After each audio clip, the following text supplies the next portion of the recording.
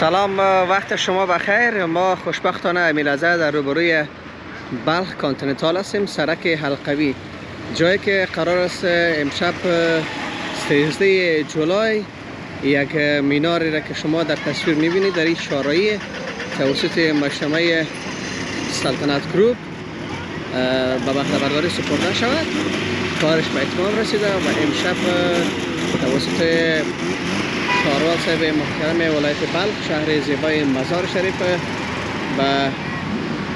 بهره برداری سپرده می شود و به همین موضوع یا به خاطر همین موضوع ما اینجا آمدیم و ایره تا شما انشالله گزارش برای فردا شب می رسانیم. بخیر.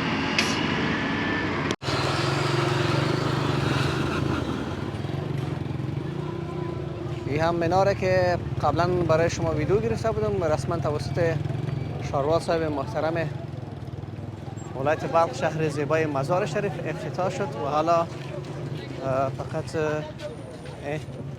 بشت